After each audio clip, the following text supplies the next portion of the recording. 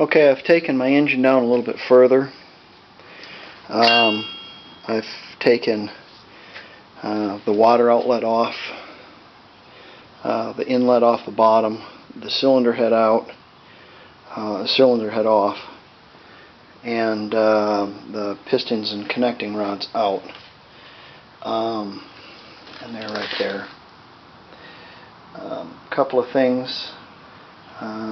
In order to pull the push rods out of the engine, I had to remove the alternator because number 4 push rod wouldn't come out.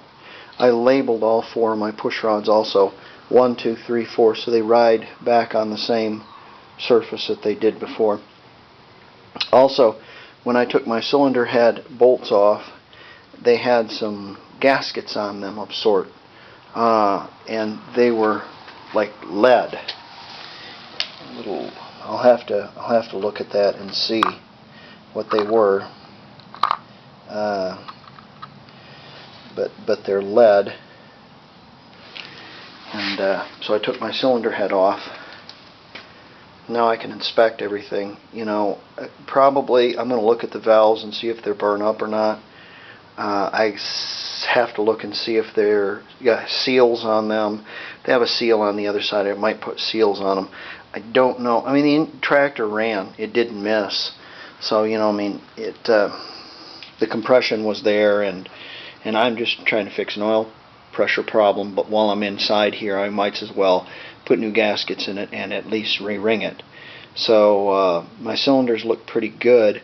I think what I'm going to do is hone them. I'm going to have to buy a big hone, and so we'll pick up from there. I wanted to show you the size of these pistons and connecting rods in relation to a dollar bill. They're fantastically huge. Everything on this tractor is fantastically huge. It's like working on a a locomotive or something. Don't think I'm going to take my block off. I think I'm just going to hone it where it sits. And the crank surfaces, they look pretty good. They don't look too bad. I'm going to probably, when I have my crankshaft out, I'm going to plastigauge my mains and my rods, and I'm going to look at them. I might clean them up a little bit very carefully, but the Babbitt is still quite nice. It's not really bad, and they have shims here that allow the rod to adjust on the crank. So I'll measure it out, and I'll get the clearances to where they're supposed to be. Typically, clearances on a rod and a main bearing are about 2 to 3 thousandths of an inch, and if I'm leaking oil, these are probably at 5 or 6. Babbitt is very forgiving on a crank. Essentially, if there's any defects in the crank, the Babbitt makes up for it where it rides. A couple of things I want you to note is these connecting rods have numbers stamped on them, 1 and 2. Pistons also have marks on them that denote up. So you want to make sure everything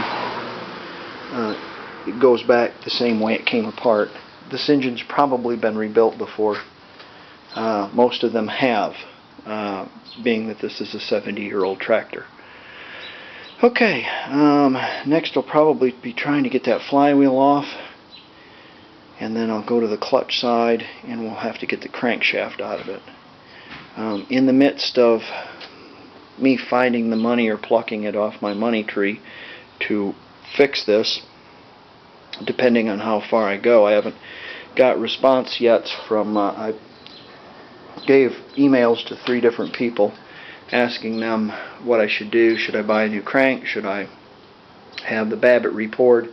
I've also heard about adjusting them yourself, and I think that would probably be the way I'm going to go, because I could see a crank and Babbitt rod and main cap pour and a crank grind costing, I could see it being $1,000. And this is it's a little parade tractor is all it is. I don't do any work with it. you know, so, and it ran beforehand. I'm just trying to get the vibration out of it, maybe a little bit more oil pressure. Anyways, alright,